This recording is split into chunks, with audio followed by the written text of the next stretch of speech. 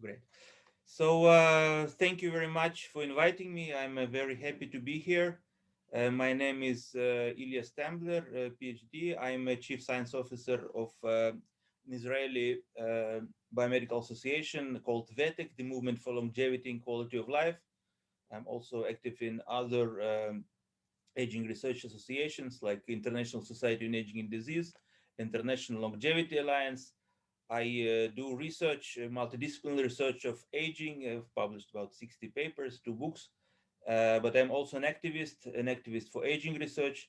But I'll tell everything in my presentation. These are my sites. These are some of my organizations. A part of them. That's my one book, Longevity Promotion: Multidisciplinary Perspectives. That's my other book, History of Life Extensionism in the 20th Century. So I will give a brief overview of the some of the multidisciplinary perspectives of longevity promotion as I understand it. So this is obviously a hugely broad field, the field of longevity. So if we try to make any order in it, we can divide it into several categories, into several topics. For example, feasibility, desirability, and action. Feasibility, why do we think that extending health longevity is possible? Desirability, if it is possible, do we want it? What will do for society? And action, if it is possible and if it's desirable, what should we do to achieve it? So that's the presentation plan. Starting with the feasibility, when you talk about extending health longevity, you first of all talk about intervention into aging, the thing that mostly shortens our life and brings most disease. So if we really want to extend health longevity, we have to be able to intervene into aging. As we see, all diseases and age-related mortality increase with age. So this simply means that aging is the main risk factor for all these diseases. And some would say a cause, and some would say it is a disease itself. We will not go into semantics, but it is obvious that aging is hugely important. So if we are serious about prevention of age-related diseases, if we are serious about extending health longevity, we should be able to intervene into aging. And this need is becoming more and more urgent every day, every month. The population is aging. Uh, the United Nations estimates that in about 30 years, the proportion of the aged population, people over 60 years old, will double to about over 2 billion people, which means that also the percentage of age-related disease and death will also increase. Right now, about 40 million people in the world die every year from chronic age-related diseases. In developed nations, in Western nations, but also in developed Asian nations, it's becoming almost 90%. So obviously a huge problem that cannot be tackled too soon. And now the importance of intervention into aging is becoming even more apparent now in the age of COVID. Obviously, this disease affects mostly the elderly population. If in the young, in children, the mortality is virtually zero.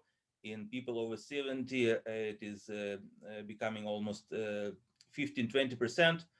And here as well, the virus is not a standalone entity. If we really want to combat this crisis, we also need to intervene into aging to improve aging health. I personally spent most of the last year trying to popularize this point.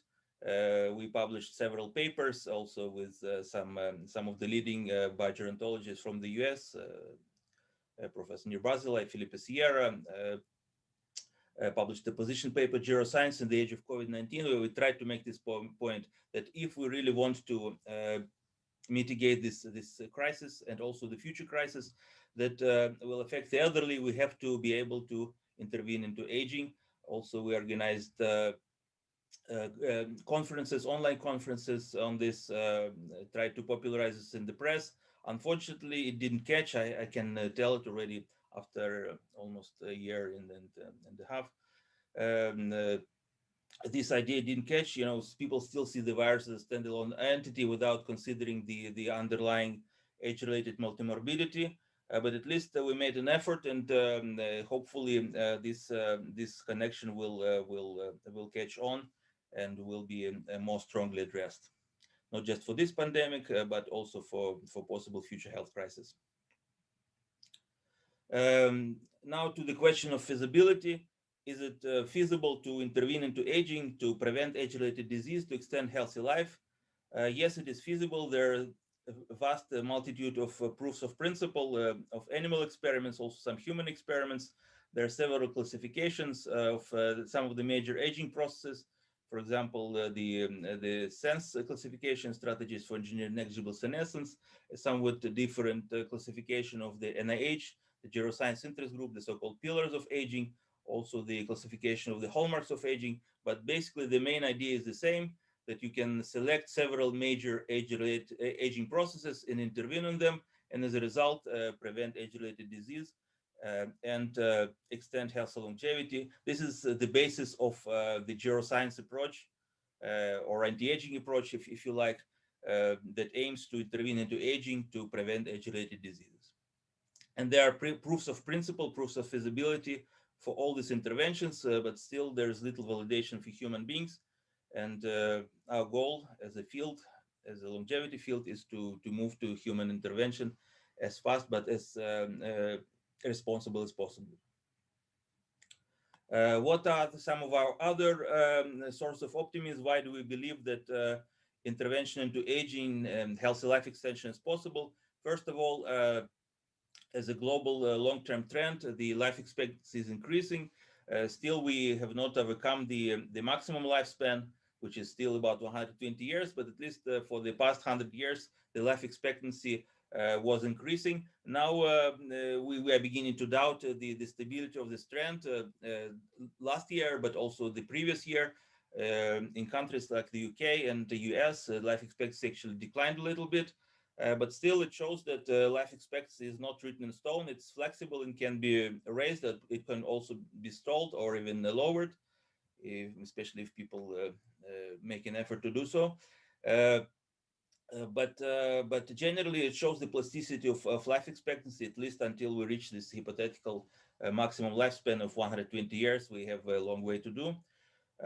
Also, there's no law in nature that prohibits it. There are organisms in nature that are virtually non-aging, such as Hydra or the organism called Turritopsis dorni, the so-called immortal jellyfish, which shows that in life there's no intrinsic limits. Of course, we evolved in a certain environment, we evolved with a certain lifespan, but there is no law in nature that, there is a law in nature that prohibits going faster than 3,100 kilometers per second, but there is no such law that prohibits us extending our lifespan more. And as I mentioned, there is a huge number of experimental studies on animals. In mammals, in mice, it is possible to extend the lifespan by about 30-40%. In humans, in simpler organisms such as nematode worms, it is possible to extend it by a factor of 10, which once again shows the plasticity, shows that it is possible to intervene. Just today, they published a paper from my former university, from Bar-Ilan University in Israel, where they extended the average lifespan on mice by about 30% by simple genetic intervention into a single gene called sirtuin. So this shows that this is possible to intervene into aging to extend healthy life. Another source of activism is actually the field of biomedical gerontology. And gerontology generally is very young. It started about 120, 130 years ago.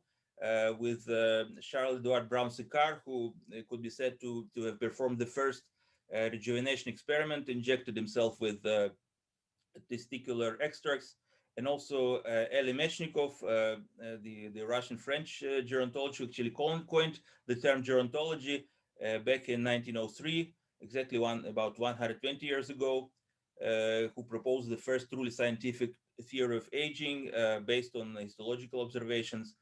So you can see that the field is very young, about 120 years. And in this period of time, we were able to go quite a long way. Meshnikov received his Nobel Prize in 1908 for the discovery of cell immunity. Before him, people simply didn't know that cells played any role in immunity, just about 140 years ago when he discovered it.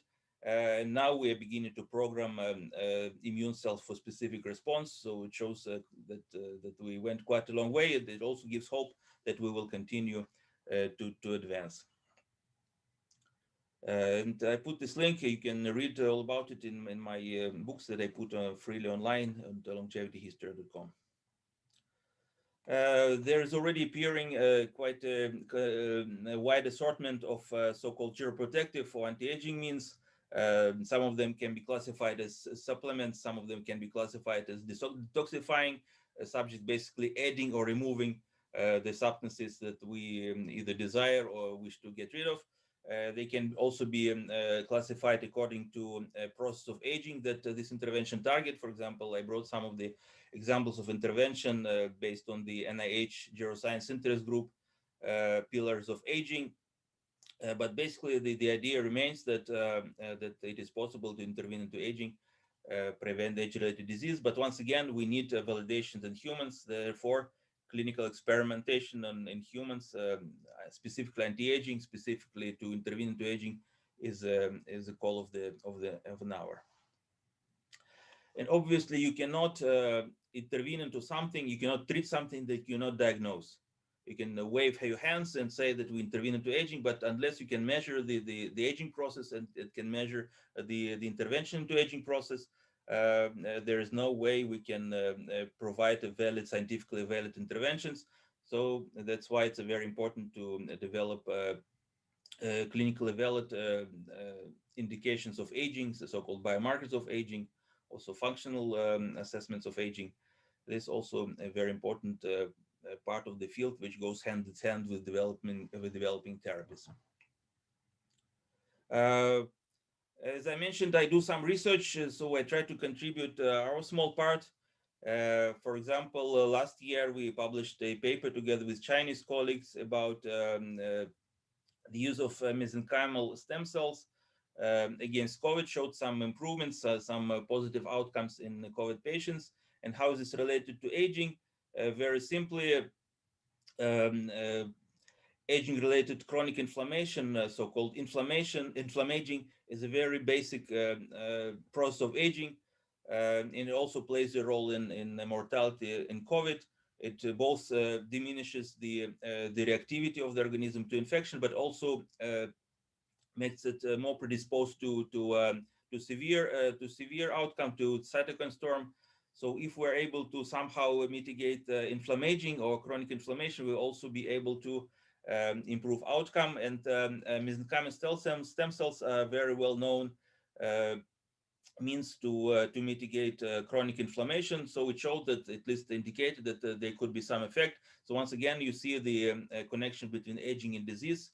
It's not really two entirely separate processes. There's a continuity between them. So if we are able to intervene in aging, we may be able to intervene also in disease. I played a minor role in this study. I just helped with interpretation. It was done in Beijing at the Yuan Hospital of Capital Medical University, but at least it shows some proof of principle. I must say, unfortunately,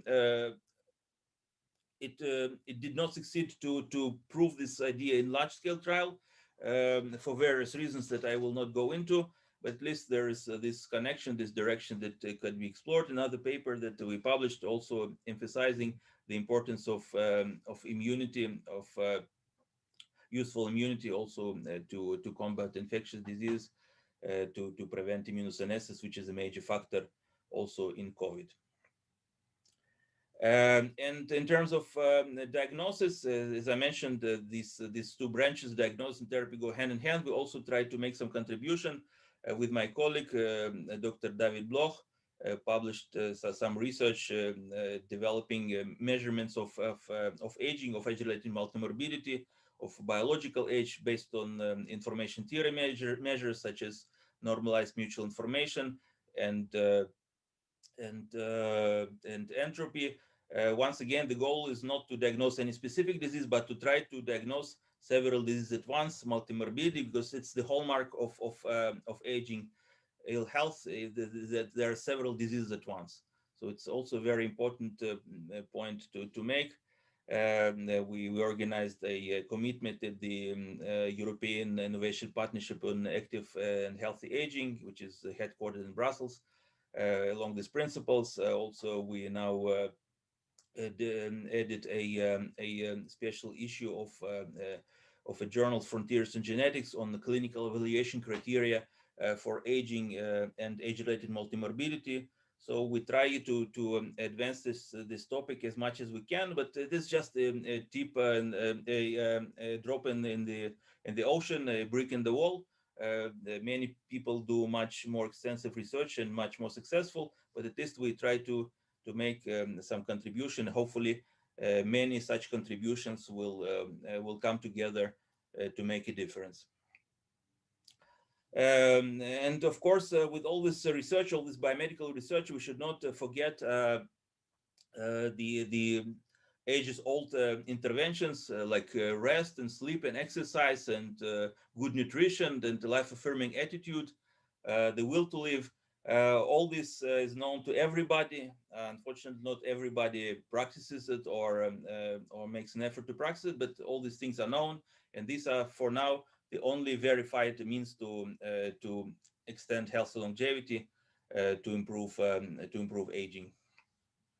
But we should also emphasize that these interventions should not be seen as contradictory to biomedical interventions. They should all go hand in hand in the hope to maximize the healthy lifespan. So I hope by now I convinced you in what you probably were already convinced, that it is possible to intervene into aging and extend healthy life in terms of scientific feasibility. And now we come to the second group of questions, and these are more social questions. Do we want it? If it is possible, do we want it? What will make it for society? How will it affect the distribution of resources? And here the question also divided into the more principal questions. Do we even dare to intervene into aging? Perhaps it's against God's degree. Perhaps it's against some law of nature. And the next stratum of question is more practical. If we do decide to go there, if we do decide to intervene, what would be the actual ethical implications? What people will be experimented with? What people will be given therapies? What resources should be dedicated? Can the society afford it? Who will benefit? So these are the more practical stratum of questions that need to be considered. Uh, Starting from the basic principles, do we even dare to extend healthy life? Some people against life extension, which to me seems quite strange. Why would anybody be against extension of a healthy life? But no, actually, many volumes have been written arguing that life extension in any form is a bad thing. We shouldn't dare. Sometimes it is explained that these arguments are based on rationalization. If people do not believe that life extension is possible, they also tend to seek various justification why it is also undesirable. The well-known sour grape syndrome. When the fox couldn't reach the grapes, he also claimed that they are sour. And some believe that this is also what happens in the arguments against healthy life extension. But at least people who realize that it is feasible, it is scientifically feasible, we do also think that it is desirable. We all want to live longer. We all want to be healthier in old age. And this was said by many great thinkers, much more eloquently than me. Such as one of the founders of the ethical theory, Herbert Spencer, who basically said that if we value life, we should strive to prolong it. If we don't really think that life is such a big deal, that we should probably not. As he said, okay, you can read the quote. And also in our Jewish tradition, I'm from Israel. In Jewish tradition, there's a very strong rationale for healthy life extension. Some people argue that religions is somehow um, uh, opposing to the efforts of life extension. No, actually, I studied the subject. In almost every religion. There are undercurrents. There are indeed some undercurrents that indeed say that the afterlife is the goal. So human life extension is of no value. But in the same religion, there are also undercurrents that promote the idea of health and longevity. For example, one of the great Jewish philosophers, also physicians, Moses Maimonides, claimed directly that there is no limit to human lifespan, that the human life can be maintained as long as the resources are maintained, as long as the resources are replenished. And also you can find similar examples in Christianity, in Islam, in Indian religious traditions. Uh, you can find specific articles on this in my book, Healthy Longevity Promotion, where specific chapters on attitudes to life extension in various religions. So basically, also religion can support this desire for life extension. Now, there are arguments that somehow the pursuit of life extension, of longevity, is contrary to some other values. Some people ask why would we work for life extension rather than working on poverty or improve education. But when you think about it, we see that all these values are interrelated. As you see, Human Development Index, the Gini index, is composed of longevity, education, and quality of life, and wealth, and all these values are interrelated. A wealthier person is also more educated, also tends to live longer. Also, an educated person makes better health choices and can earn. In short, if we advance even one measure, we advance in its train all these other measures, all these other values. Uh, and there were actually empirical studies that showed correlations of longevity basically with every value that most people hold dear: peacefulness, education, intellectual activity, prosperity, uh, equality, safety. All these things tend to correlate with longevity. So if we really want to advance all those values, we can use longevity, or especially health longevity, as a proxy. And if we advance longevity, we also advance all these other values. But still, as I mentioned, the volumes have been written against the attempts of life extension. It's an interesting logic. They claim that in the extreme it will lead to immortality. Therefore, we should not even attempt any life extension, any longevity extension. Kind of convoluted logic, but still a lot of ink has been spilled on it that said that a life extension will diminish change and will bring boredom and prolonged suffering, and death gives meaning to life. All these arguments can be countered once again by people who think that this is feasible. So they also tend to think this is also desirable. And if you like, you can also read about it, all the rationales, pro and con, in my work and many others. Now there's an economic argument against life extension, against longevity. Many people recall overpopulation, especially especially in Western wealthy nations. That don't seem to exhibit any sign of overpopulation. On the contrary, some are even under threat of underpopulation or depopulation. But still, very often they recall the old Malthus claim that the population always exceeds the productivity, the agricultural productivity. It never happened, not in the history of the world. Always the agricultural productivity exceeds the population growth. Also, back in the 1960s, it was calculated that by agricultural capability of that time, it was possible to feed 45 billion people. So it's not the technology that we should fear to create uh, of population. On the contrary, countries that are technologically developed, especially Europe, Japan, other developed nations, we see that there's no sign of overpopulation. There is improvement in quality of life. It happens automatically. The quality of life increases, the mortality declines everywhere. It's just mechanism of population development. So we should definitely not fear overpopulation from life extension, or should not fear overpopulation at all. On the contrary, if we really want to improve quality of life, to improve standard of living, that we should also improve longevity.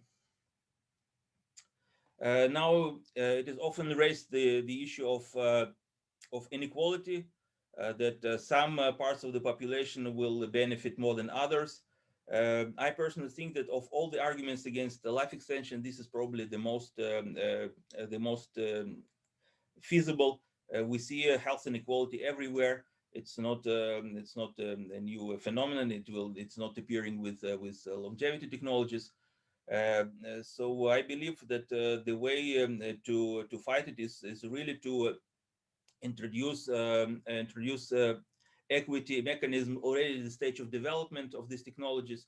So people have entitlement, which also means increasing public support for these therapies, uh, that will allow people greater entitlement to the people who actually fund this development.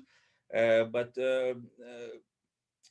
it is not a good reason to abandon this research or cancel this research if we fear that some people will live longer than others. On the contrary, we have to develop these technologies as fast as possible, to bring them as fast as possible to as many people as possible. So that's the idea. On the other hand, if we do not pursue these technologies, actually the social strife can be much greater, for the simple reason of increasing morbidity of the elderly. We'll have a huge stratum of population that will be suppressed, that will not enjoy the rights, that will not enjoy a good standard of life, simply because of aging-related ill health.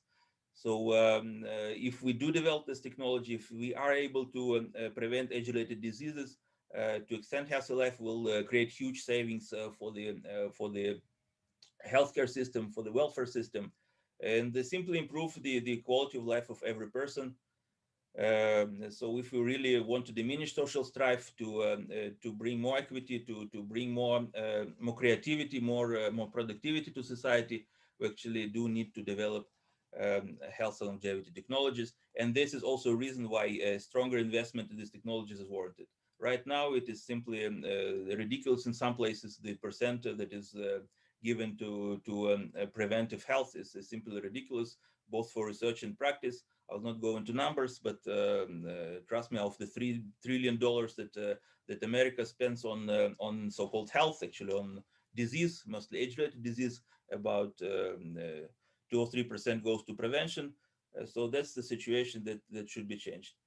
And who should care? Who should care about intervention into aging, about health and longevity? Everybody, obviously. The general public, who should demand that more such interventions are created and made available to the people. The pharmaceutical medical technology industry, right now, they don't have too many incentives to go into prevention. They would prefer to create blockbuster drugs, but actually, also preventive health, preventive aging health can be a profitable model. Also, health insurance, life insurance. Obviously, if people are healthy, the life insurance and health insurance should be interested.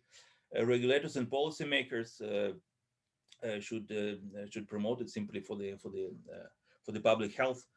And the scientists and students should realize that aging is a very interesting problem, also a problem that summarizes the entire life process at the long term, in a holistic way. You cannot deal with aging research and not be a holist and try to break down the aging process into some minor bits and pieces. You have to be a holist. You have to look for the short term, for the long term.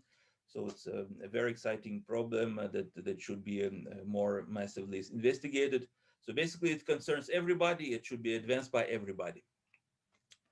Um, so by now, I hope that I also showed you that it is also desirable. If it is possible, it is also desirable for us as individuals who want to be healthy in old age, who want to extend our healthy life, and also for the society to to prevent age-related disability, to save on healthcare, on welfare. This is also very important. So if there is something that is possible and something that is desirable, logically we should do something to get it. Something that's possible and something that's desirable, we should do something to get it. So now the question is becomes normative. What do we actually do to achieve health and longevity for ourselves, for our loved ones, for the society? And I believe that a large part of it comes to advocacy, to education, to activism. Like with every social issue that we believe needs support, like the Green Project, the Green Movement, or fighting for the rights of certain categories of people. If we believe that something needs to be advanced, we create a social movement. We band together. We create organization. We do advocacy and of the decision makers. And I believe this is also what needs to be done to advance health and longevity research. I've been involved in this kind of activism quite strongly for about the past 20 years in various organizations. So I'm not by no means a pure academic. I don't know what's the policy here, but I'm not a pure academic. I'm also an activist. Uh, I believe that we can do health longevity activism at various levels, starting from the international level to the individual level. At the international level, we can study the various framework documents from World Health Organization, from the United Nations, popularize them. In many of those documents. There are backgrounds that support aging research, support longevity extension. So we need to study them, bring them to the attention of decision makers, so they will not just remain on paper. And if possible, we can even influence some of these documents to become even more supportive of health longevity. And I will give some examples when our advocacy was actually effective in doing so a little bit. Also, on the national level, the main funding mechanisms are within particular nations. So if we really want to improve support for health and longevity, we need to somehow influence decision makers at the national level. For example, this is a position paper we wrote in our association called the International Society on Aging and Disease. Uh, uh, Back in 2015. It was translated into 12 languages, quoted 120 times in scientific literature, submitted to several governments. So it's an example of advocacy at the national level. Basically, we propose some policies such increasing funding, increasing incentives, increasing institutional support for aging research. Um, so basically, this is the kind of advocacy, the kind of policy promotion that we need more. That's just one example.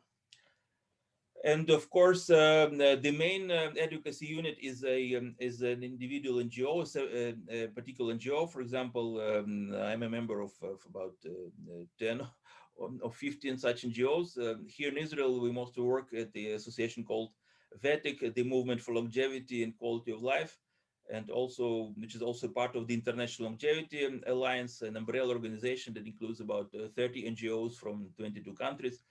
So in our Israeli association, we try to promote education and awareness about longevity research, communication and support, analysis and data processing. We organize some national conferences in Weizmann Institute in other places. We issued a extensive longevity industry report for Israel. So all we can do to raise awareness, to raise education about longevity research, about its promise and implications. But also you can advance at an individual level. You don't have to wait for the government to adopt this agenda. You also don't have to sign up and pay dues to some organization. You can even advance it by your own means in your own free time. Research, study relevant field, study adjacent field, participate in research where possible, band together in online communities and live communities. Uh, Also become more involved in public advocacy. Here at the picture you see at the demonstration we did in Brussels.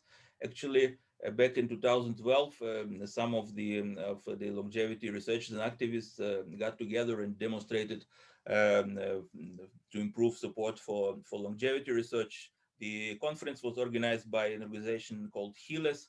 Maybe you heard, Healthy Life Extension Society, headquartered in Brussels, but they get together all the activists from around the world.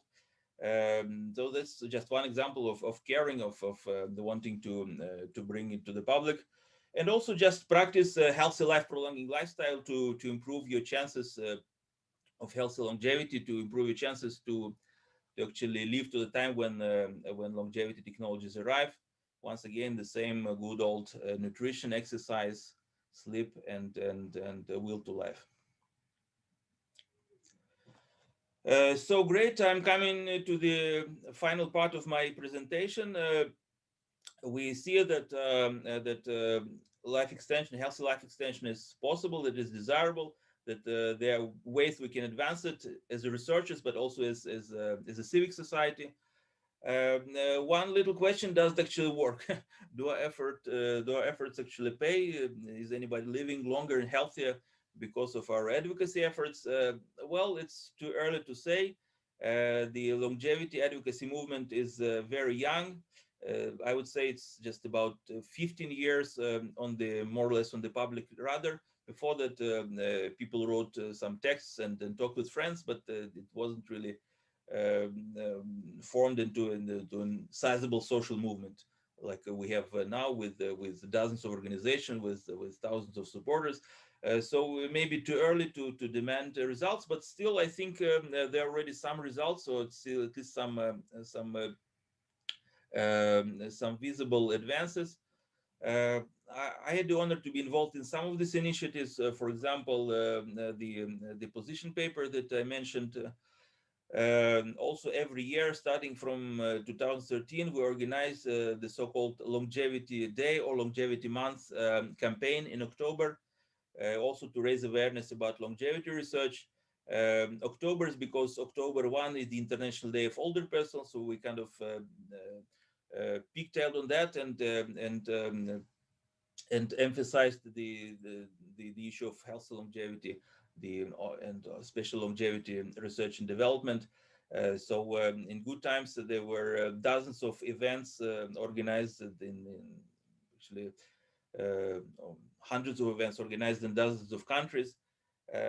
Obviously, last year it wasn't possible to have live meetings, but still we had some conference, some presentations. So that's the kind of advocacy campaign that can be done. Also, the well-known longevity dividend campaign that was started in 2006 by Professor Olshansky. I had the honor to be one of the signers of this original petition back in 2006. And it also did some difference. Once again, I was one of the 150 signers. And even recently in 2019, the Geroscience Interest Group of the NIH organized a series of meetings on geroscience, also here in Israel, but also in 6 other countries, from Singapore to the US. I also had the honor to participate in the organization. So conference is also a very effective means to raise awareness, to raise education about the subject. Other some concrete results. First of all, the best examples I could name is the campaign we did in 2017. You can imagine in 2017, the WHO, the World Health Organization, did not include the issue of aging into its work program. There was a plan to work program until 2023. It didn't include anything about aging, simply not an issue. No aged people, no aging. There's issues like malaria and some other infectious disease, but not aging and not aging related disease, not NSD. So we raised the public outcry. Hundreds of organizations, hundreds of individuals wrote to the WHO and demanded that this issue is included, and it was actually included. Following the campaign, you see the head of the WHO Aging and Life Course Division says WHO has listened, the issue is included. 90% of feedback was about this issue, and actually for the first time they included some metrics for improving aging health into their work program. But we must say now in 2021, Nothing changed much at the WHO level. As they included, they also forgot about it pretty much. But at least it shows that it is possible to influence public policy even at such a level. Another example is also from an organization that I represent, the International Longevity Alliance. Our organization was able to introduce aging as a modifying factor into the ICD, into the International Classification of Disease. And why is it important? Because once again, we said that in order to improve aging health, to prevent age-related disease, we need to intervene into aging. And for that, you need some kind of medical education, clinical education for aging. Some people don't like calling it a disease. Doesn't matter. We can call it a syndrome or just a modifier. So there is a modifier for aging. So that's something that that a physician can address the aging process. And here in Israel, we're also active. They're also actively advancing this in advocacy values. We organized several meetings in Knesset in support of health and longevity, research, development, education. Thanks to our advocacy, there were issued some calls for research proposals in Israel specifically, but also internationally. For example, between the UK and Israel, the so-called BIREX Aging, Britain-Israel Research and Academic Extension Aging. That were also thanks to advocacy, and hundreds of researchers benefited from it. So that's an example how public involvement can influence science. Once again, it's a drop in the ocean. It's never enough. There are still no effective therapies. So all we do is basically still on the level of nothing. But at least it shows the direction that we want to continue. More advocacy for aging research. So hopefully, thanks to all these efforts in research and education and advocacy, the health and longevity technologies and therapies will arrive as soon as possible to benefit us all, to extend our healthy lifespan, ourselves, our loved ones, the entire society. And it is once again very important to have educational events to raise awareness, and therefore I'm also thankful to participate in your event, which I see is also a part of the general educational effort. So once again, thank you for allowing me this opportunity.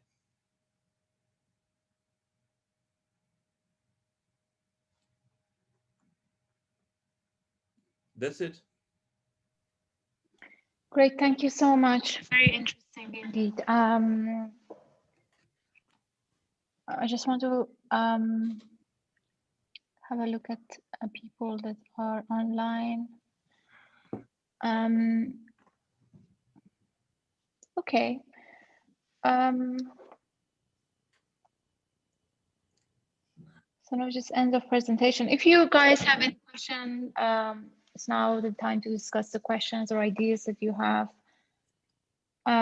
Otherwise, I start with this question of, I just made this note about when you're describing about biomarkers of aging. I was thinking that when we think of aging, if we think of it as something that just happens in the body, I think we just look at the biomarkers. But I think there are also cultural markers, there are anthropological markers, there are also global markers. That, for example, I think if I want to give an example that is quite, I think, recent is with the COVID. I think what we're witnessing is this systemic shock to the global community. Of a lot of people have lost their jobs. So I think following that is there are also markers that are quite uncertain. So they're coming from places that we cannot probably expect and kind of plan for. So it's, I think in order for us to really, this is like listening to what you mentioned about desirability and kind of this feasibility,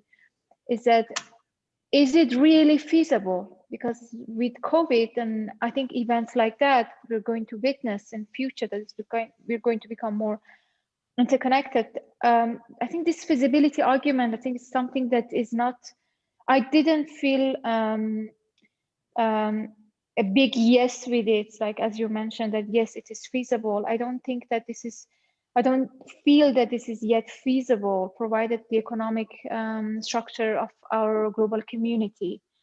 I was wondering if you can elaborate a little bit on that, and then I think the rest of people, if they have questions, more than welcome to. Yeah, please. Definitely, definitely. Thank you for this question. Great question. That's the whole issue, the issue of interdisciplinarity. So if we look at the biomedical side, yes, it is feasible. There is, as I mentioned, there is no law in nature that prohibits it. There are tons of animal experiments that people intervene into aging and improve healthy lifespan, cancel diseases, the most deadly chronic diseases like heart disease and Alzheimer's. But that's in mice. Some of it is proven as feasible in people. Not too much of it. We need much more experimentation, much more research. So at least in terms of basic science, there is no law of nature that prohibits it. Now we come to the issue of the actual world we live in, and we see this is not happening. We see that there comes a little virus, and suddenly the whole health system is blocked. The economic system is about to collapse. So we are not doing too good. So if we used to boast about the life expectancy increase during 100 years, and now we see it can decline very rapidly, and there's not much we can do about it. Yes, definitely, it is feasible in terms of science. About society, we need to think how to make it more feasible, and that's the whole point of our advocacy. If anybody would listen to us, to longevity advocacy, we have said all this for 20 years. You know, I've been in this for 20 years, and people have been saying this for 50 years. You can read my book on history. They've all been saying for even for hundreds of years since Meshikov. People, please develop interventions for healthy aging, and then we can live healthy and long. But nobody paid any attention, and now comes COVID that affects the elderly, and suddenly all the multimorbidity become death. Suddenly, people who could live for many more years succumb to this disease. So we have to understand that it is feasible scientifically, but in terms of society, we have to advance it more. We have to make it a public priority. We have to develop the social infrastructure, the ecosystem that will allow this intervention to be developed and distributed as widely as possible. Because once again, if you look at even at the interventions we now consider, like metformin. There is a big story about metformin, an intervention that they now try to use to prevent age-related multimorbidity. Has been known for about 70 years. In about 50 years, it's known that it prevents multiple age-related disease, but there's still no clinical study to do it, even now. Yes, we have to make the society more friendly, more open to these kind of interventions. And once again, I'm not arguing for medicalization, as you call it, God forbid, or ageism. I'm just arguing on the one hand for better support of science, and on the other hand to make the society actually less ageist, to think more about aging health. So if we can bring these components together, I hope there'll be better development. So yes, it is feasible, but it's not a God-given. It's not something that's that has been prophesied, and it's going to happen no matter what we do. Does it answer? Thank you. Yes, yes. I think I just leave it to kind of more elaboration and discussion of other people. I think now we have Wim. I mean, if you want to have questions and ask questions, feel free to just unmute yourself and ask your question. You don't need to really raise your hands. Kind of spontaneous discussion. Okay. Yeah. Thank you very much for your. Thank you. Thank you very much for your fascinating presentation. And but one question that haunts me the whole time with the longevity agenda is how would it be desirable from a planetary health perspective? In the sense, not saying that health is not desirable, but if we are already using more of the resources of the earth that it can regenerate, and our health depends on the health of the environment, but we are destroying that health of the environment at the same time. In that context, would then a longevity program be desirable for planetary health?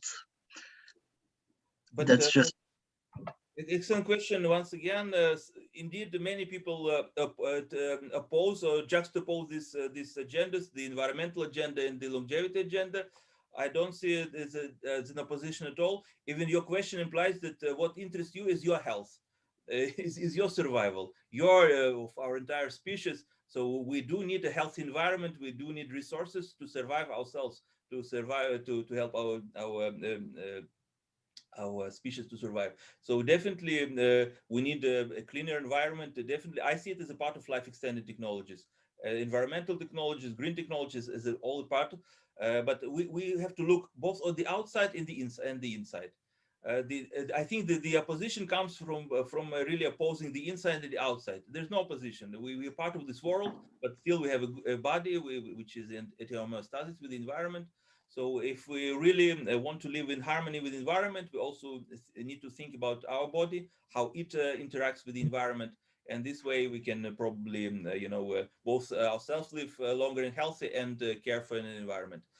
And another argument that sometimes is brought that if we really want our longevity from the other side, you see, we want environment to improve our longevity, but also if we want our longevity, we need to think about the environment, because obviously with the environmental dangers that we have, we will not survive even with the best of technologies. Yeah. Okay, thank you very much. Yeah. Well, I read the book of David Sinclair about aging and longevity, and he gives a nice argument to counter one of the common criticism, that is that extending life would increase overpopulation. And he shows that if everybody who is alive now would stay alive, that would have a very much smaller effect to overpopulation than the number of children born. So if you want to avoid overpopulation, the first thing you have to do is to reduce certain number of births, which is already happening because of the demographic transition.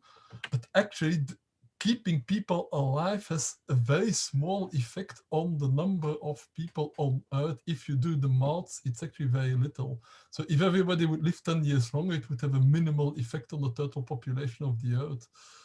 So that is one of the arguments. And then the other argument, as you say, is a healthy body requires a healthy environment. Part of the reasons why we age is because we are surrounded by toxins and pollution, because we are not in contact with nature, because we are living in environments that are not the way they should be. So the two go together.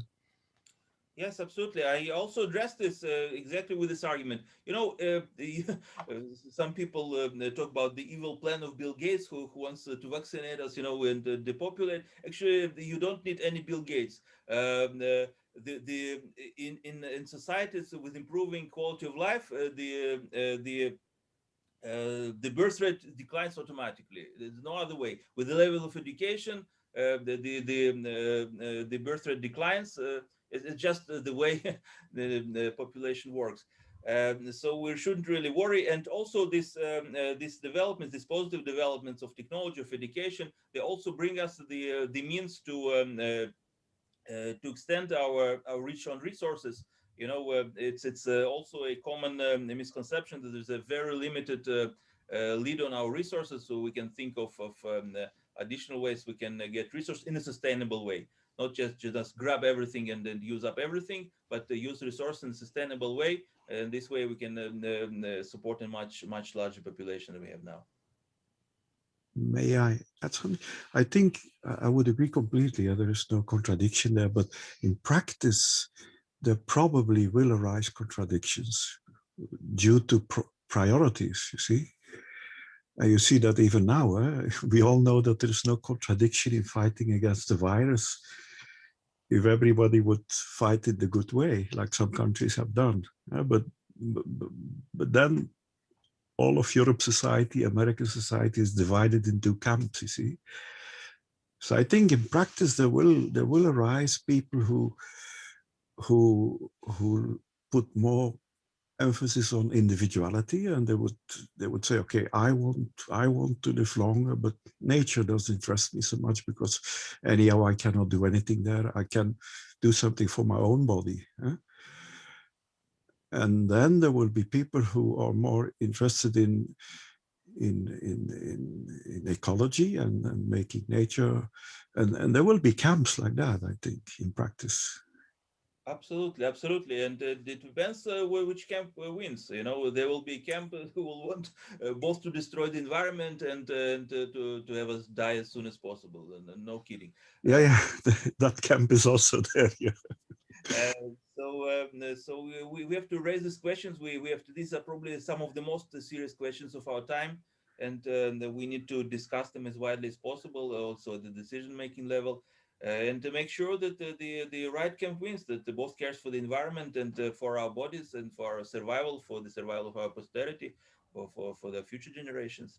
It will be an equilibrium that needs to be strived for then.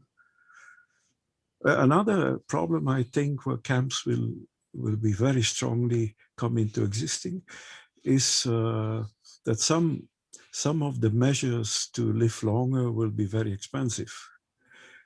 So then you get this division of rich people who can afford in private medicine to start doing things, while you cannot make it democratic for all people. Yes, that's another strong concern. As I also mentioned, I think this is probably the most real concern of all, much more serious than overpopulation, because we see inequality everywhere. We probably see less overpopulation in developed countries, but inequality we see everywhere. And that's something to recognize and something to strive. I don't believe this is a reason to block these technologies. On the contrary, this is a reason to invest more in these technologies, but build in the entitlement mechanism from the start, from the research and development stage, which basically means more public investment into these technologies will give more entitlement to the people. If we leave it all to private sector, they will control the prices. They will sell it to whoever pays the highest price. If we make it as a public investment, then the people who funded it from their taxes will be able to have a better say on their use. So I believe this is the way to go, but by no means not to block this technology, but to develop it. There is another argument that in time all these technologies will be cheaper. Let the rich people have the day for some time, and then it will become cheaper automatically. I don't subscribe to this view. There may be some examples of it, but if there is a real market pressure, it does have to be so. It can stay at the top level and to never trickle down. We actually need to make it equitable from the start. Probably through some price policies. I'm not exactly sure what, but we need to recognize this could be a problem and work to address it in advance. Yeah, I would agree with that, but that will be very difficult because it's a political issue. Huh? That's why we need advocacy. I think it's about the same importance as the green movement. Our movement, the longevity movement, which I subscribe to, is tiny. Maybe a few dozen organizations, thousands of active supporters. No comparison to the green movement. I believe they are on a par of importance. So this is about the survival of the planet. This is about our survival. We somehow need to bring them together. Maybe make a combined movement. Can I say something? Sorry. Yes. No. Carry on, and then I'll say something. No, I wanted to say something that is related to this. We've been doing research on aging for so many years now, decades, and in effect, we haven't got anything to show for it apart from some tablets which have not been proven. Isn't it the question that we may have to look at it from another perspective? For example, we are basing so much on biological research, and maybe it's the time now to see it in a different way from another perspective, and that will take away the arguments about the treatments being affordable. I believe that there won't be treatments as such. There won't be physical treatments which will affect aging. There'll be other ways that we can achieve longevity and healthy aging, but not through pills. I agree with you, Marius. I absolutely agree. You know, we shouldn't be stuck on biochemistry. It's our only way. I think we need a much better study of physics, actually, of physics, which does deal with large systems, also systems in the environment. I think we need much more physics, much more engineering brought into the aging field. Right now, it's kind of stuck on some forms of biochemistry for many years. Definitely, but we need to start somewhere. Nobody still knows what will bring the solution. We need to expand our horizons. We need to encourage people to think about it. But we have to pose this goal of healthy life extension. Sometimes it's not even there to be posed. Sometimes it's just blocked at the level of we should intervene into nature, things like that.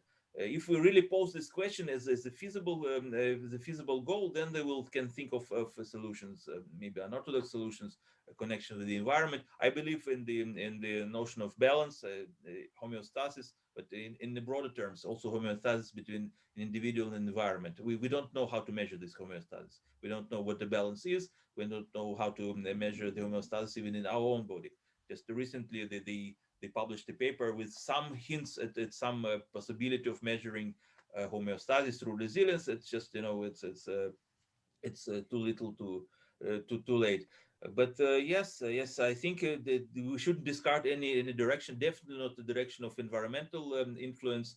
Definitely not the evolutionary direction. We need to consider more options. But for that, we need to discuss this issue more to set it as a goal. Mm-hmm. I am a bit skeptical with the research done on animals that shows that we can extend lifespan on animals, and then applying that on humans. Humans, I believe, are completely different, live in a different environment, have different characteristics, different needs, and mostly different cognitive abilities. So, okay, you said we need to start from somewhere, and we start from animal research, but it's very difficult to translate that into actual human health in everyday life. Absolutely, we are not there by no imaginable measure, But I'm both pessimistic and optimistic. Yes, we are not there, but still we need to remember that the whole field is just 120 years old, just about the age of our oldest person. So we did go a long way in this 120 years, but for ourselves, it may not be such a consolation. We're probably not going to benefit from radical life extension, but at least we start somewhere. We don't start speaking by quoting Shakespeare. We start speaking by saying mom and dad. Also our planes first crashed, and then we went into space, just in the same 120 years. Curiously, Wright brothers, they did their first flight exactly in the 1903, the same year that Meshikov started gerontology, and we can compare. If we invested as much into gerontology as we invested in aeronautics, probably we would be in space. Well, I think the biggest trade-off is between combating disease when it's already there and preventing disease. And as you said, 2 to 3% of medical investment goes to prevention. That means all the rest goes towards combating diseases. Well, it's obvious to me that if you promote a healthy lifestyle, that will lead to longevity, but it will also lead to more fitness, to more happiness, to less depression, etc. Everything will profit to it to such a degree that all that enormous amount of money that is now spent in curing diseases, you can save on that. I mean, if you could save half of the money that is now put on all these diseases of deterioration, on diabetes, obesity, cardiovascular disease, etc., by having a more healthy lifestyle, we could probably easily avoid half of these problems. And that money could then be invested in the kind of research you're speaking about, and research which in part will be molecular biology, but in part is a question of lifestyle. And there it has been proven that you can extend life by very simple interventions like exercise. I just read a very good book of Daniel Lieberman, who is an anthropologist and an exercise specialist, where he reviews all the research, and there's a huge amount of research about the effects of exercise on health and longevity. And these effects are spectacular. You can easily live 10 years longer, and especially live in much better health by exercising regularly. If we would just invest into making people exercise more and eat less junk food, immediately everybody would live much longer and would live much healthier. And that would save an enormous amount of costs on medical interventions in later life. And that cost that is saved can then be invested in more sophisticated biological and molecular biological research. Definitely. That's also why I presented it not as a contradiction, but as a synergy. We need both healthy lifestyle and biological research, which will benefit from each other. In turn, will benefit the society. Indeed, many resources will be freed for other needs. This is all part of the longevity dividend argument, but people not buying it. No, I've been for 20 years in this advocacy. People not buying it. The decision making, it looks like they agree with you. People at the high level. Yes, very important. Prevention, very important, but then nothing is done. So that's something wrong about people. We need to educate. We just cannot say, okay, nothing we can do. Just need to educate more and more meetings like this, more content. That's the thing. I would like to ask a question, kind of change the direction of the discussion toward this desirability of the argument of longevity. You described about the value of life, and also you gave a little bit of I think reference to Judaism and also the afterlife, and also the promotion of healthy living in religious content. I think on context, I was thinking that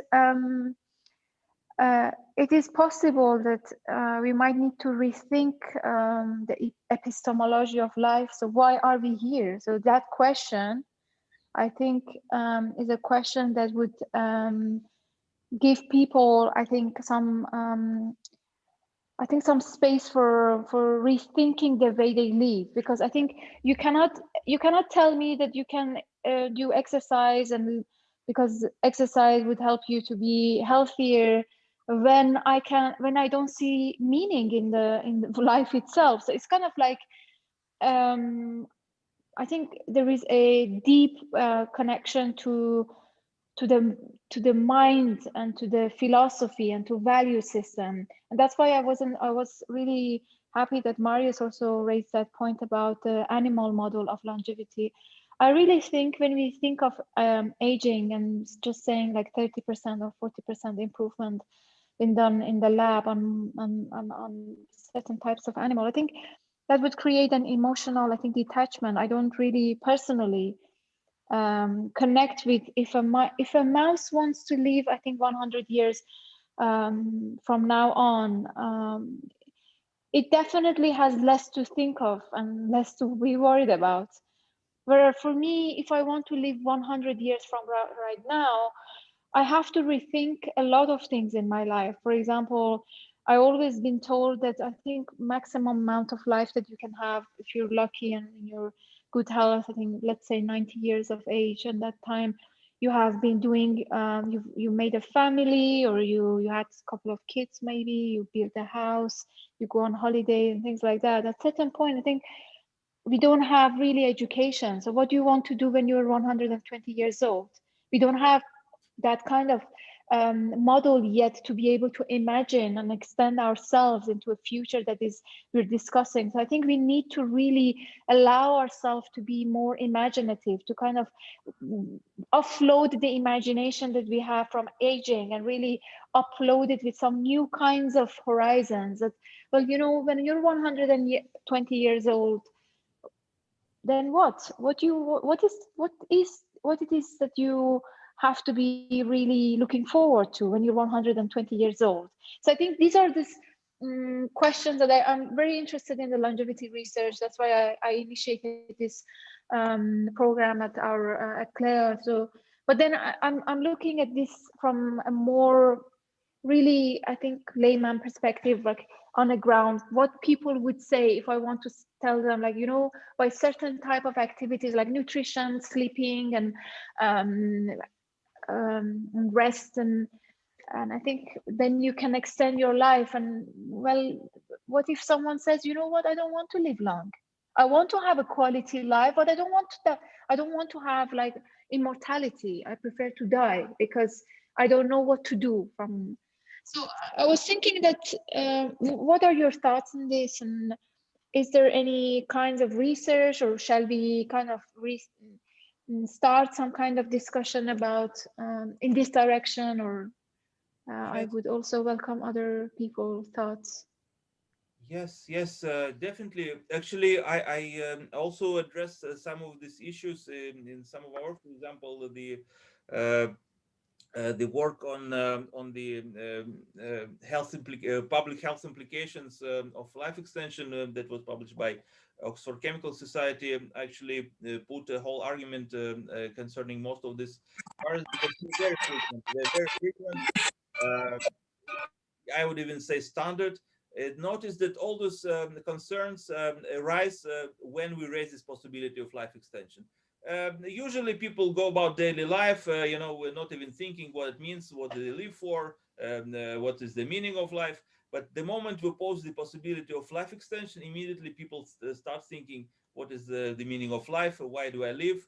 What is actually my identity? What is my life?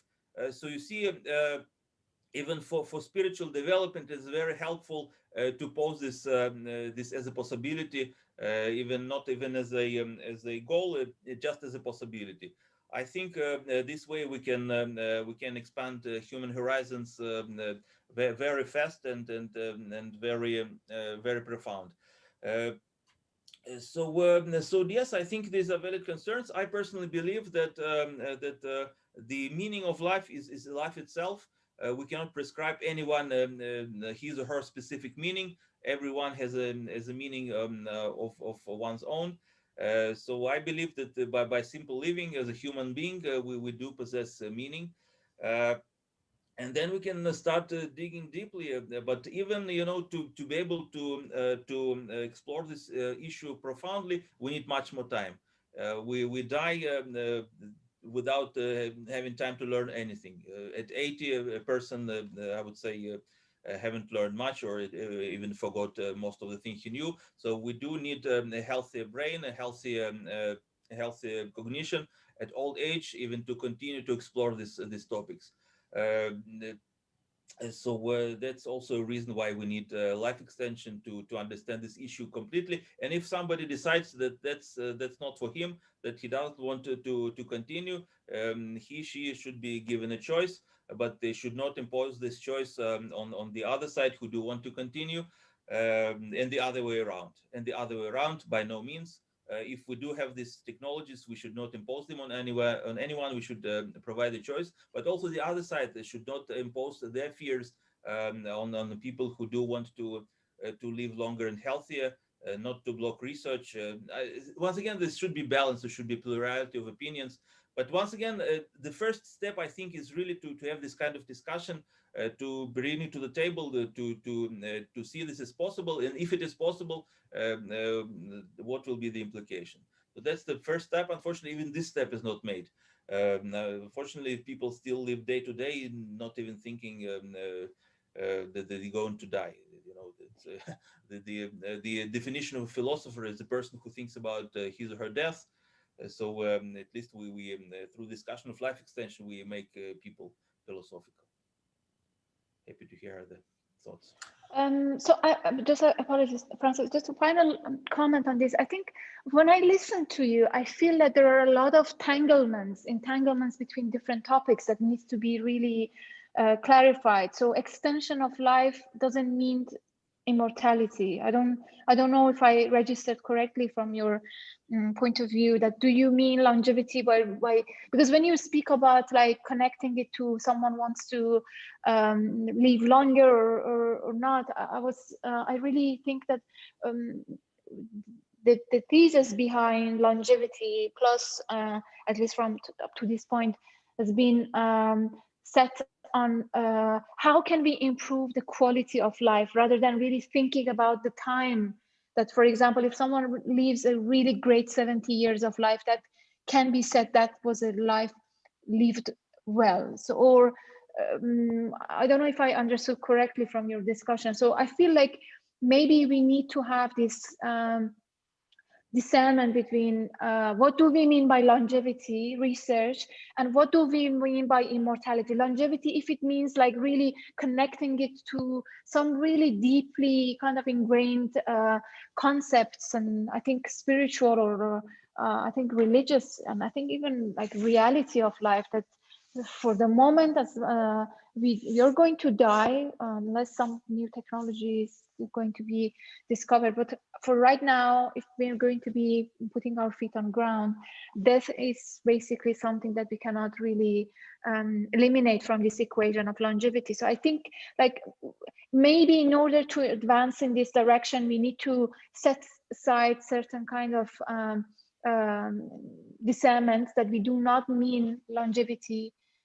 We do not equate it with immortality, and we do not want to interfere in what it is, the state of life right now. So maybe we're not looking at, I don't know, we're eliminating death or so.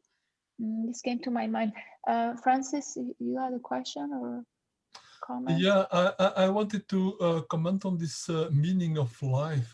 That was one of the nicest things I found in this approach of Antonovsky on salutogenesis. Yeah, that's one that I presented earlier, my first presentation, Antonovsky. Yeah, that he was saying that in his sociological views of health, that those people who had a sense of a meaning of life were healthier, were more resilient, and would, I assume, also live longer. And I think it's the basic philosophy of our CLEA group here on Longevity Plus. It's this holistic approach. That is that you can't separate mind and body. You can't separate happiness from health. You can't separate fitness from longevity, from well-being, from meaning of life. All these things go together. People who feel like their life is meaning, they have a zest for life, they will be more active, they will be more happy, they will tend to do more movement, they will be more fit, they will be more healthy. All these things are mutually reinforcing. And that's why you need to approach it in this holistic way, by motivating people on all these different dimensions, knowing that the one dimension will contribute to the other. If you make life more meaningful, people will be more inclined to look after their health, will be less inclined to do things like smoking and drinking, will be less inclined to eat junk food, will be more inclined to do sports, will be more inclined to have social contacts, which in turn will increase their well-being, which will make them feel less stressed, will make them feel healthier, will make them live longer, and so on. All these things are mutually reinforcing. I think that is the main message that we want here to convey and to further develop and elaborate. Absolutely, absolutely agree with you. If I may also put a link to my article, Frequently Asked Questions on Longevity Extension.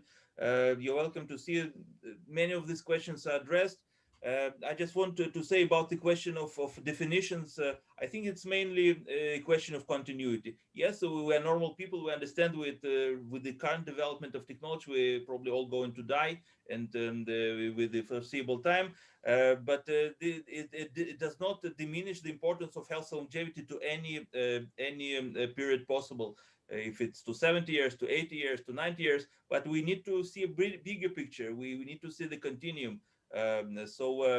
My personal philosophy, as much as possible, as health as possible, for as long as possible, and for as many as possible. We need to see the possibilities, the range of possibilities that we have, and act accordingly. I don't see any definition, so there is no radical versus moderates here. It's just a continuum, a very pragmatic approach to improve the health of the society and the individual health.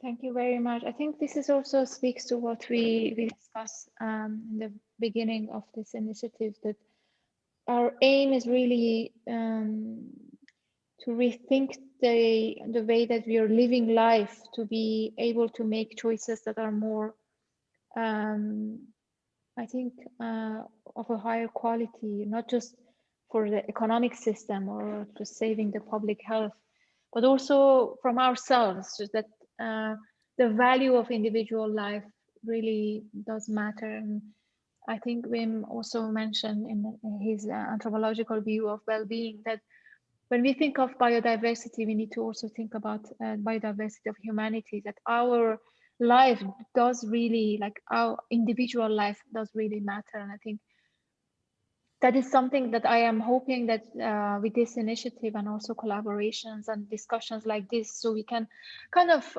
create this movement of living different lives and better lives, not just necessarily to wanting to live like 200 years. That longevity doesn't have this quantitative point of view. It does have really, that's why we call it longevity plus. That is a qualitative length. That is, we take these decisions of doing better life for ourselves, for our community, and for the planet at the end. I don't have any more questions, but I didn't hear from others, so I saw a lot of comments. You're more than welcome to ask your questions instead of writing. I think that would be interesting, because that would be also recorded in the recording, so other people also are able to understand and listen to your comment.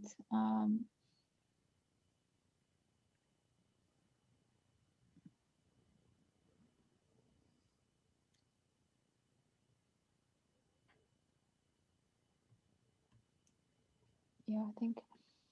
I just wanted to confirm that what Francis and she by saying is indeed resonates a lot with me also, and it was in your first talk. Yeah?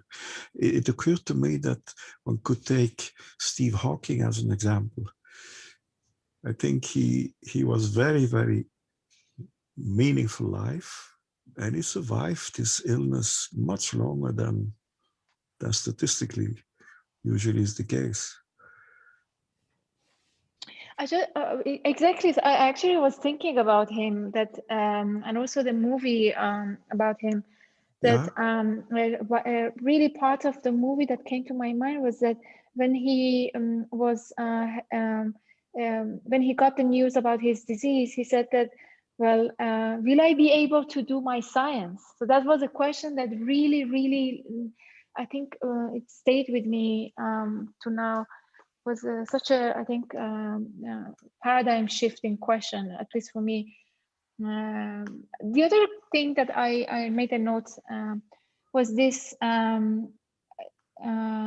plasticity of life. Yeah. That is, we have a lot of research done in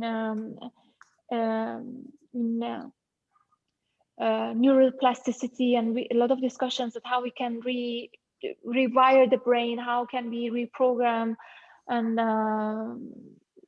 basically neuroplasticity. So I'm thinking, like, should we extend that to the plasticity of bioplasticity of life, or yeah, so some concept like that, where we're in longevity research, what we're doing is really help, like we're stretching the boundaries of plasticity. So we want to see how plastic we are actually. And I think that might open a much more kind of maybe space for imagination and also public engagement with the idea that how plastic your life is, and how can you make it much more resilient and adaptive, and really yeah. This was my final comment, by the way. If I can just say also, I absolutely agree about the need for this basic drive to survive. What you are describing is the basic drive to survive, to develop, and that's the drive which is underneath all this striving for life extension. Once again, as much as possible, for as many as possible. Right now, with the current technological development, also Hawking had relied on technology, and also this technology is not developed without the basic drive You know, mice, they do not wish to extend their life. It is we who force it on them, but we force it on ourselves. It is our basic instinct of survival, and I personally do not believe it has any limits. Right now, it is able to fulfill itself in a certain measure, but I don't think this drive for survival can be posed any limits. It is even dangerous for our immediate survival. So I think it's all once again a part of a continuum. Nobody is denying our humanity. Is actually out of our humanity that this drives, this conscious drive for life extension originates. So I think we can all agree on that. Excellent. Thank you very much for your presentation, and thank you others for participating today. We just have, I think, a couple of minutes left. If anyone wants to make any comments or points, you're more than welcome. Otherwise, I think we're good to go. Well, I will maybe try to summarize my basic philosophy in that, which is cybernetic. A long time ago, I made a reinterpretation of Maslow's theory of self-actualization. So Maslow has this idea that we have certain needs. The first needs are what he calls deficiency needs, which are basically the needs to stay alive, not only biologically, but as a person functioning in society. But then there is what he calls the growth need, which is to develop yourself, to actualize yourself, to grow, to become better, to learn things. So that is a drive, I think, which all of us have. And my interpretation then was that you reach the highest level, the self-actualization, which is kind of the maximum of health in the psychological sense, when you have the perceived competence to satisfy these needs. Perceived competence meaning that you are in control, that you have the feeling like whatever life throws at me, I can deal with it.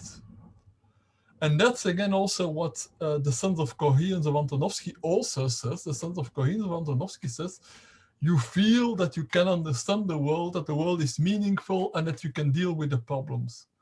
So in the end, it is creating the situation where people first feel that they are capable to deal with whatever challenges the world puts at them. And second, that dealing with those challenges is intrinsically meaningful, is interesting, is stimulating.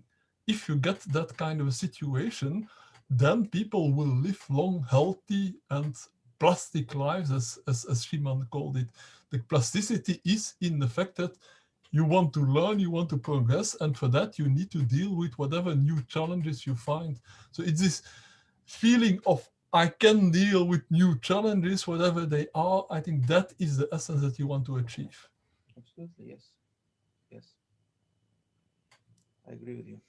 I think maybe just one remark, because I think what Francis is saying is something I just wanted to make a remark on, like something like spiritual growth in life, which is also a concept which is age old. And I'm not a religious person myself, but I'm wondering if there's not already a large part of historical writings on that spiritual growth within religious studies or within theological studies, and if that maybe if we are not neglecting that part of this could amount to a less practical way of going. Of trying to understand what health could be, but more of a unifying approach where spiritual growth would lead to a more holistic sense of meaningfulness, being part of a society or world and those kind of things. I'm just wondering if we. Absolutely, indeed. I will soon publish a chapter in Springer called Longevity, Foods and Myth, Legend and History. And I try to show that longevity foods is not actually some recipe, you know, that's what you're supposed to eat. It's actually a part of morality, part of your drive, part of your moderation, part of your code of ethics. It all comes together. Once again, we are not mice, so we cannot be forced life extension, but we can build life extension from within. Also technological, also humanistically. And if you even look at the religious writings of St. Augustine, he spoke about these things Exactly. Yeah. directly. You know, he was by no means against life extension. He spoke against this more about he spoke about morality as a means toward life extension, toward longevity. So definitely these things are connected. I was thinking about Augustinus and those kind of, yeah. Okay, but thank you for the talk.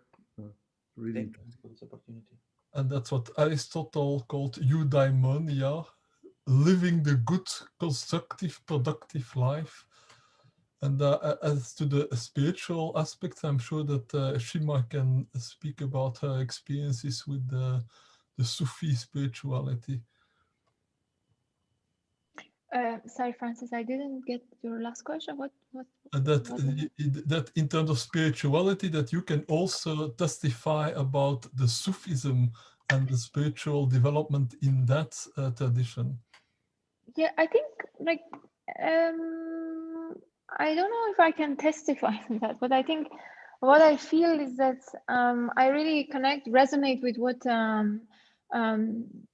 what just shared about longevity is also kind of could be some kind of spirituality, because essentially what you're doing is you're really becoming more aware of how are you living your life and what are the choices that you're making. And I think, for example, if you want to even like at the very personal level, if you want to change what you eat and you want to really be more mindful and aware of the resources that you buy, I think that would eventually connect you to the life on earth. And I think that will also connect you to other interconnectedness of life. And I think generally speaking, I think I do not see any distinction and separation between spirituality of life and reality of life. For me, life is anyway spiritual, because it is spiritual in a way that you can make it spiritual or not, because it is there. And once you become more mindful and conscious of your own choices, your own connections, and anything that you do, I think by definition you become spiritual, whether or not you're following any kind of tradition. I think becoming more aware of life in itself brings more of life to you, and I think that would make you more spiritual. I want to just make that point, that there is no need to follow any kind of tradition. The fact of really paying attention to the nature of life and really making choices that are good for you, good for community, and really kind of contemplating on the value of life, that would make life spiritual, and that would create unity in discussion and conversation. And that would allow us to really sit together from any discipline, from any kind of religious background, and to have a conversation and to not be concerned about which tradition says what. So this is what I would like to much kind of clarify. Absolutely. If I may just add, if there is any unifying ground between religions, but also between religion and secular ethics, it is this. It is the pursuit of health and longevity, the pursuit of life, of the value of life. That's where we can all agree. And that's probably a single thing that can end the religious strife, because it's in all the traditions, actually. Exactly. I mean, I know that we're going a little bit over time. I just remember one documentary that I watched, I think a couple of months ago. It was about a study was done in Germany about the impact of sugar on I think pregnancy, sugar, and kind of what impacts will have on children that are born from mothers that are really following a diet that is not healthy. I mean, it's high in sugar content, and also they're highly stressed. So basically the result was that children that were born to these mothers were overall making poor decisions, were more kind of impulsive, and were less likely to be cooperative. So, I mean, just that result, I think, is a very spiritual result, because what is spirituality? It's that being able to live together. And if we can do that, if we create science that would allow us to live together, to share, to have healthy conversation, globally. I think that is, I think maybe modern spirituality. Yeah. If I may give you another example, St. Augustine gave a prescription for longevity is to honor one's parents. How is it connected? It is connected very well. If you honor your parents, you honor old age, you provide for your society, for the weak ones. So it is all ties together. So it is both the physical longevity and spiritual. And it is among the basis of traditional religions. So I think ending it on a, I think maybe spiritual note. I think there is this element of, I think, togetherness in longevity research that I think also where some references were made that together, I think different disciplines, when they come together, I think they can create a larger envelope of survival and expansion of life. So I think maybe we can add to the longevity discussion that the dialogue that we have, the sitting together and also sharing ideas in itself is a longevity promoting exercise, because we bounce on each other's ideas and we create stimulation, like cognitive stimulation, which is, I think, in part really important for brain well-being. So I think that would be just maybe my final note. With that said, I don't have any more comments. If anyone wants to say something, please do so. Otherwise, I shall wish you all the best. Thank you very much for today. And the recordings will be available on our YouTube channel. Again, thank you so much and good evening. Thank you. Thank you. It was a pleasure, indeed, a stimulating discussion. I hope we have much more of this. Thank you. Thank you very much for your participation. Thank you, Ilya, and everybody. Goodbye. Thank you, Marius. Thank you, everyone, and goodbye. Thank you.